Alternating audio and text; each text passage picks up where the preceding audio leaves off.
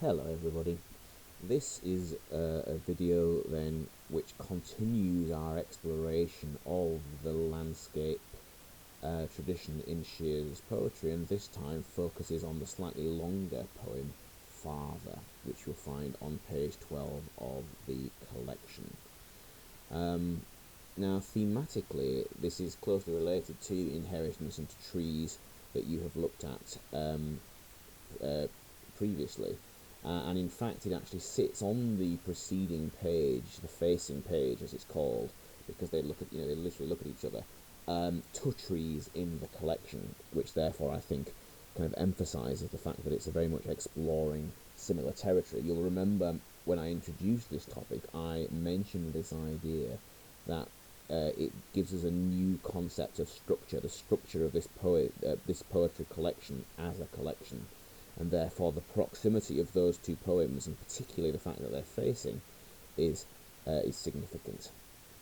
Now, this poem it's really a narrative poem, I think, although not without questions that it raises. But the way in which it uses this sort of extended metaphor of the climbing of Skirrid Hill to explore the relationship between Shears and his father means that I think it's probably closer to that romantic tradition. It's a very similar kind of idea to, if you cast your mind back to things like the extract from the prelude that you'd read at GCSE, that idea of his journey in the boat, which is also representative of sort of growing up. And I think that is absolutely one interpretation of this poem that explores the idea of growing up, but in this context in relation to his father, and not simply alone in the way that we see Wordsworth. In the first half of the poem, it's quite plain that Shears recalls them climbing the hill together some point in the past. The second half is more ambiguous. Now, it describes the climbing of the hill again, but it seems to imply either, and I'd say it is unclear, possibly that his father has died, but I think probably more likely on balance, although I really do sit on the fence about this interpretation, that Shears feels that he himself has sort of passed the rite of passage and has grown into a man. It is unclear, and you'll see when we look at the poem itself what exactly I mean by that. So let's then now move on to look at the poem itself. So here we are then. Father. I don't know if the day after Boxing Day has a name, but it was then we climbed the Skirrid again, choosing the long way round through the wood, simplified by snow, along the dry stone wall, its puzzle solved by moss, and out of the trees into that cleft of earth, split, they say, by a father's grief at the loss of his son to man. We stopped there at an altar of rock and rested, watching the dog shrink over the hill before continuing ourselves, finding the slope steeper than expected.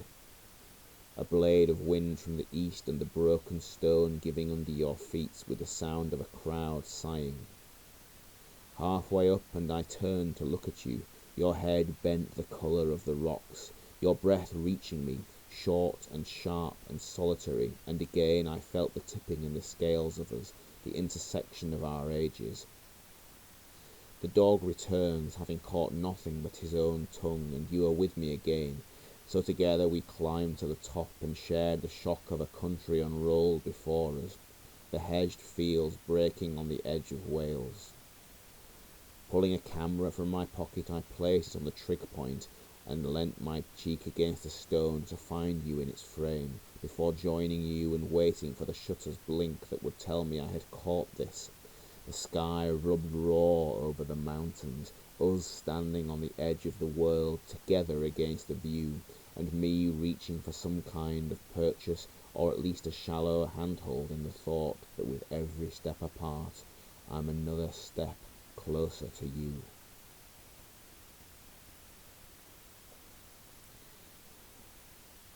Now, before we start to annotate this, you'll see what I mean by the narrative element, the way that it seems to be describing this ascent. In terms of the presentation of this poem, I have chopped it up to get it on one slide so that I can look at it all in one place. But when you actually see it presented on the page, you will see that actually the whole poem is presented as one single stanza. There are no breaks, one single sort of monolithic block of text. And even the line that appears split on here, continuing ourselves, halfway down the first column on this slide, that's simply caused by trying to fit it into the space. It doesn't appear like that in the book, as you will see. So let's then now begin. First of all, then, I don't know if the day after Boxing Day has a name. Now, straight away, there is something quite conversational, but I think actually quite sort of engaging here, because it's a poem that begins with an admission of doubt. There's quite a modest opening. The day after Boxing Day, but it was then we climbed the Skirrid again. Now, if you think about it, Christmas and Boxing Day in general, we very much owe our interpretation of that to the Dickensian tradition. And again, you all read A Christmas Carol, and you all know about the idealised vision of Christmas that presents. So, depending on how you choose to look at it, you might want to consider that this is a sort of representation of that continuing, in the sense that it continues to explore that idea of togetherness as a family. Or alternatively, you might want to consider that there is almost something slightly pathetic about the day after Boxing Day, in the sense that it is immediately after the great period of togetherness, and this is where things start to return to something closer to normal life. Either way, when probably not at the sort of peak idealism of Christmas Day itself, but there's certainly an association with family. But it was then that we climbed the Skirrid again.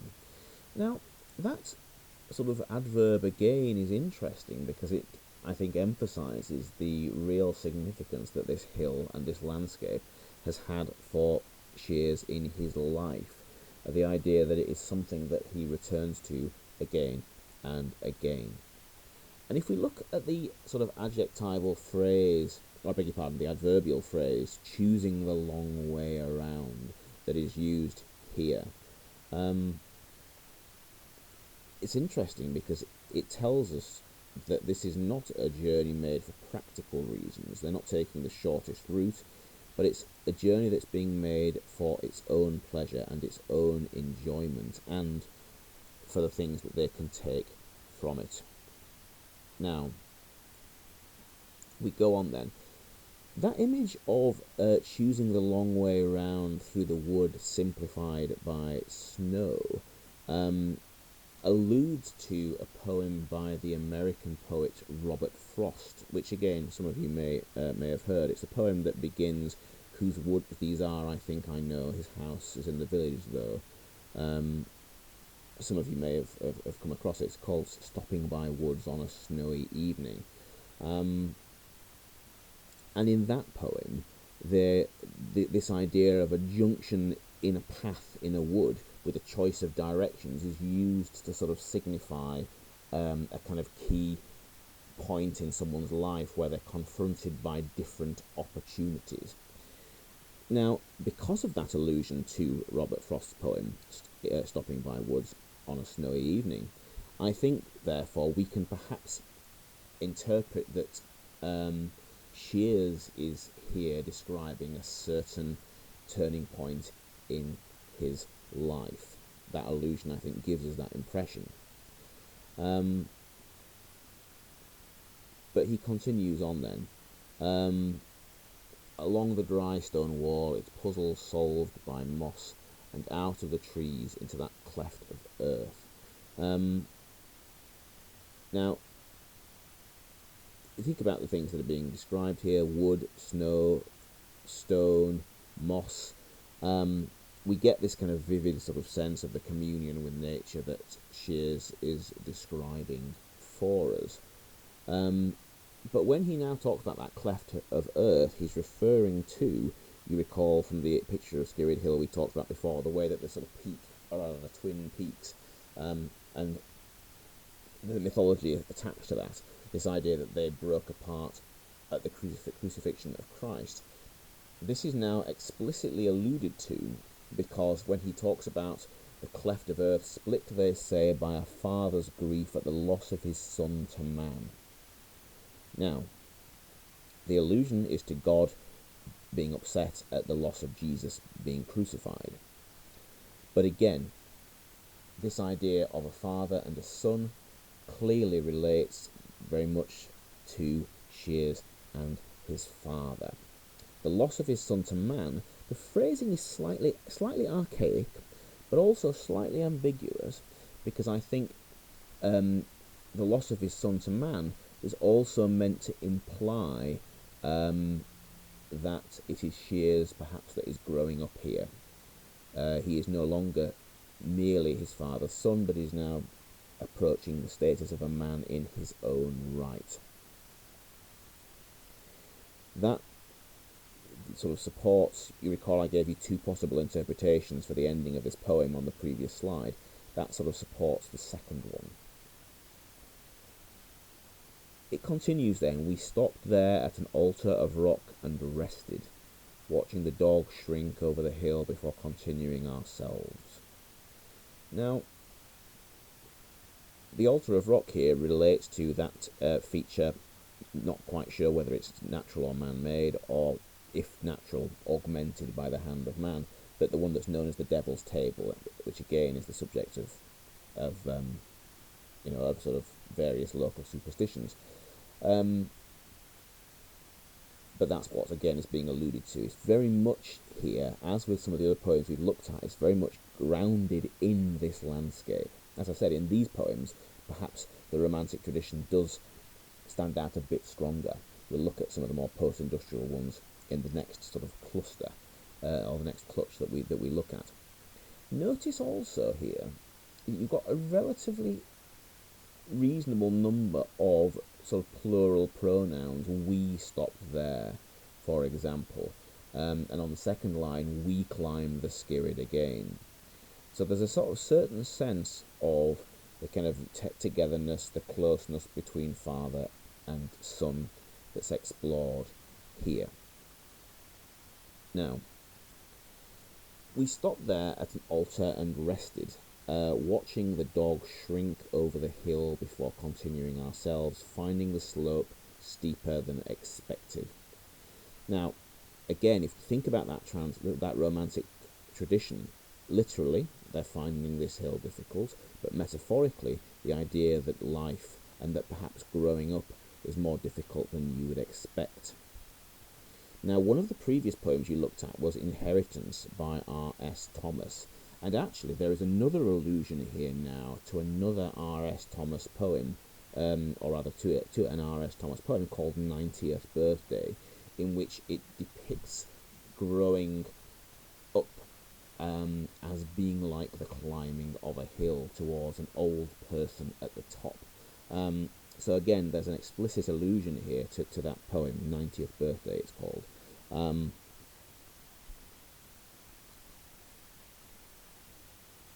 It goes on, a blade of wind from the east, and a broken stone giving under our feet, with the sound of a crowd sighing.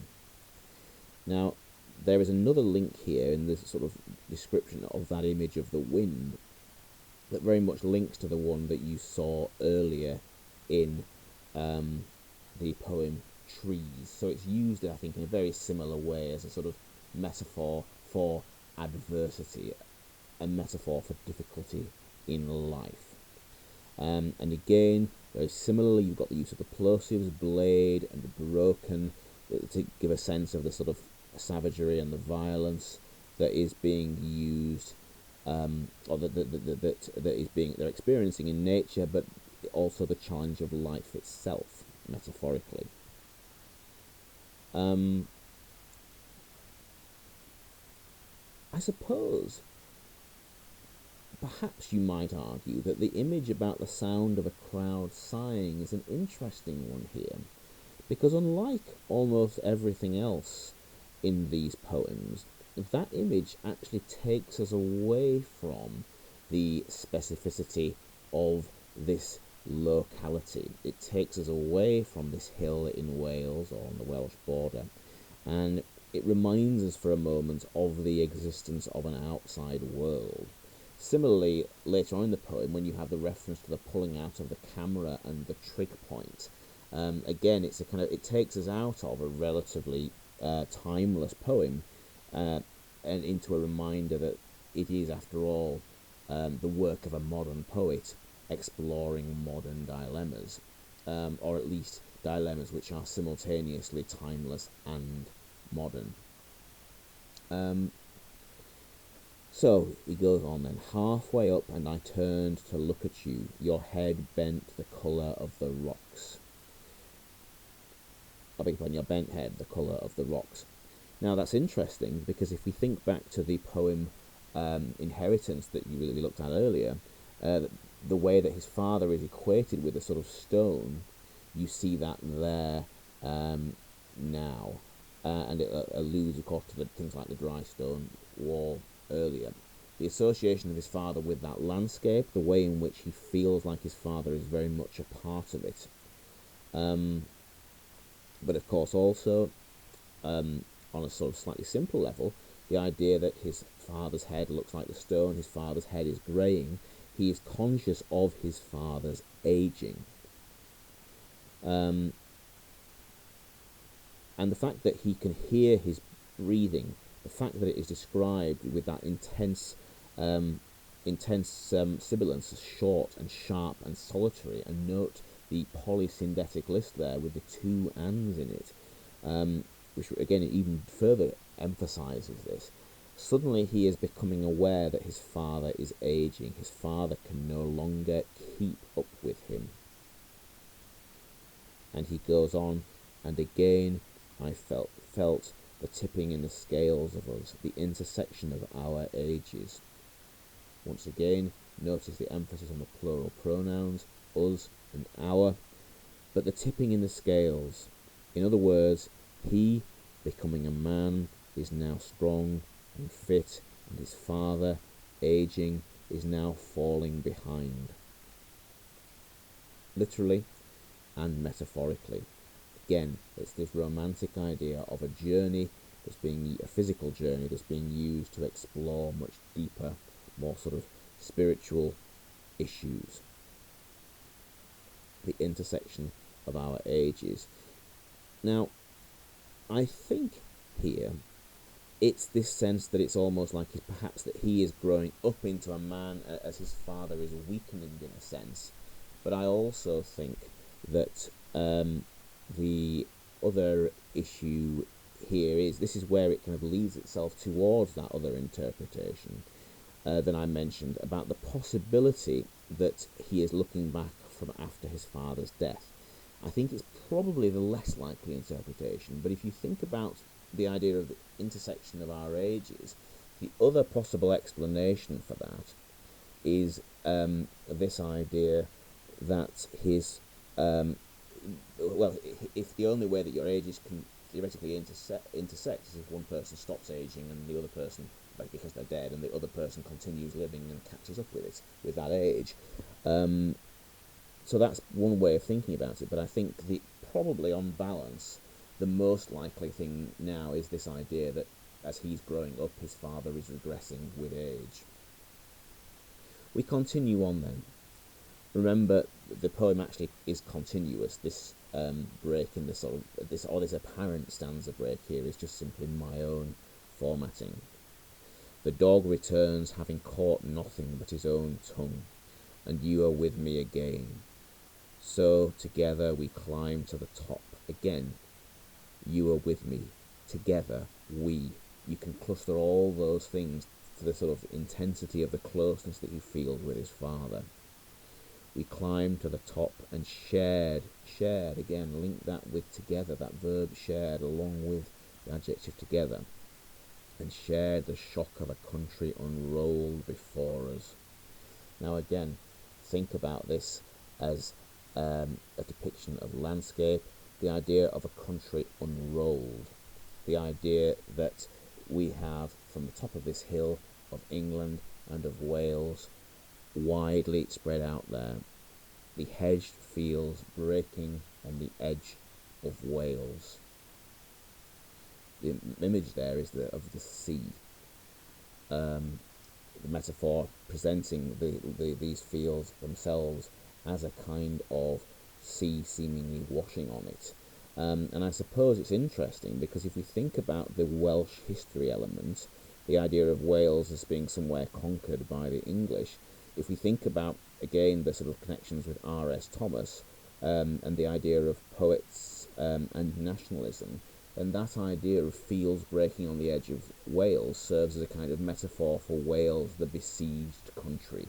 Well, Wales, the country attacked and conquered by the English. He goes on then.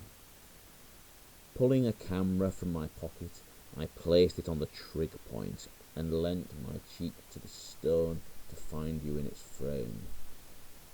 Now, a couple of things that are worth mentioning here. Now, first of all, some of you who've done Duke of Edinburgh's award probably will have come across a trig point.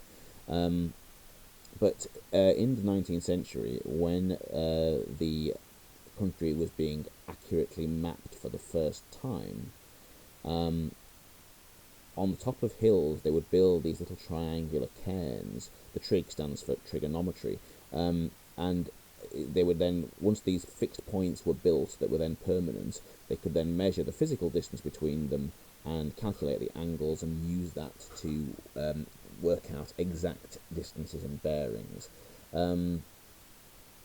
So that's the significance of it there. But once again, the trig point is a kind of symbol of modernity alongside, or at least recent modernity, alongside the camera from the pocket. And I suppose perhaps in a sense with the camera, the trig point, with the stone wall, the table, with all these images in a sense, I suppose what we can see is that this is not a sort of fixed tradition in the past, but that this is something which they're a part of. This is a tradition that continues right up into the present. And in a sense, by being here on this hill, as so many people have in the past, cheers to kind of emphasise his role in it. So, the camera, he places it on the trig point and leant my cheek against the stone to find you in its frame, before joining you and waiting for the shutter's blink that would tell me I had caught this.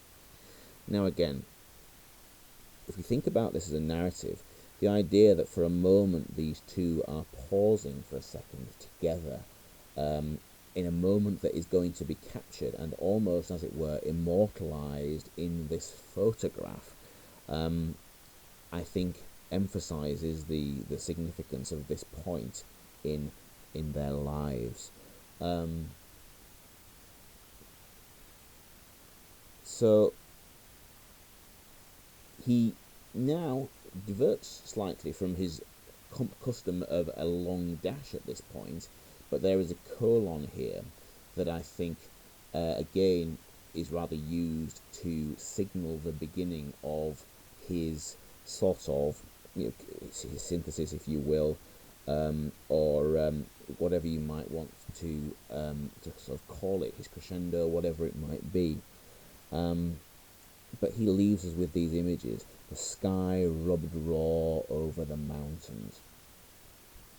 Another image about the harshness of nature that you can link, I think, quite neatly to the wind, the blade of wind that we talked about, that metaphor of the harsh, sharp wind.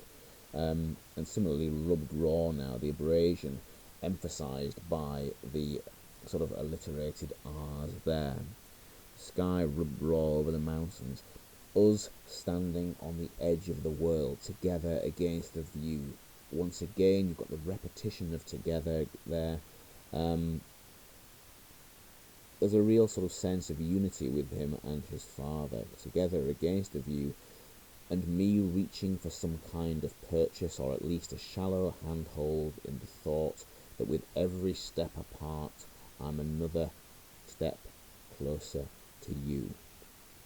Now, I think this alludes back to the intersection of our ages idea, and I think what he's trying to say here is that as he grows apart from his father, he grows into a man, he simultaneously grows more like his father, who is also a man, on a sort of simple level. On a more complex level, the idea that perhaps he grows more like his father as a person, in terms of character as well. I think that's something that we can read into that there.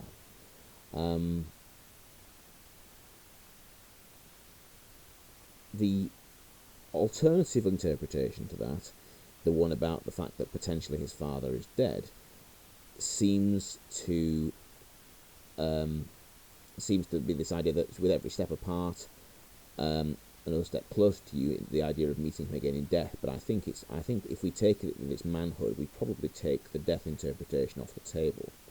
Now, I must confess, the first few times that I read this poem, I had it in mind that it was talking about two journeys. But actually, the more I look at it, the more I think that it is in fact probably one single journey, which somewhat takes out what was my original theory about this poem, which was this idea that the father has died. The more I think about it, actually, the less likely that becomes. So, to sum up then, in this poem, we see this exploration of the closeness of the relationship with he and his father, not without tensions. There are points where they are further apart, linking to what we were saying about in both the previous poems. This is clearly not a relationship which is completely harmonious, but nonetheless, time and again in this poem, he emphasises the closeness that they do have. And I think that's probably the overall message here. Close, not perfect, but close. Once again, we are talking about a poem which is written in this free verse. There is no regular meter, so again we're talking about something that is kind of casual, is conversational, is naturalistic, is quite contemporary. All of those things are features that we can talk about. There isn't really too much else, I think, to dwell on, other than conceivably, if you want to think about things like rhyme, if you look at the last sort of quatrain, the last 4 lines, you'll see then that you have quite a loose rhyme: view, and then 2 other sounds, and then you. It's not a neat resolution. Again, I think it's fair to say that these poems of Shear's collectively resist neat resolutions, but that loose rhyme, separated though it is, does at least imply something more of a one than we've seen on several of the other ones, like, for example, with the incomplete couplet at the end of Trees. Perhaps in that sense it's a little like the sort of relative harmony of the 6-line stanza at the end of Inheritance, which is probably as close to harmony and resolution, really, as Shear's offers us. So, as we've said, it's structured very much by the idea of this journey, this ascent. What's interesting, in a sense, is that it ends at their reaching of that peak. It leaves, therefore, the future open, but I suppose by implication, if the journey thus far is demonstrated as an ascent, then the implied conclusion of this is the descent, which perhaps suggests then that this is therefore some kind of metaphorical high point, either in the closeness of their relationship, or perhaps the fact that the descent will lead inevitably towards their own deaths. One assumes his father before the sons, but nonetheless. But that is all in the future. That is unsaid. Form-wise, as we've said, it's a narrative poem, and I think that more or less really concludes what it is that we can say about this. So thank you once again. In the next couple of videos, we'll expand to look at some slightly different aspects of Shear's landscape poetry, ones in which he explores more of the sort of post-industrial landscapes and some slightly different themes. Thank you very much once again.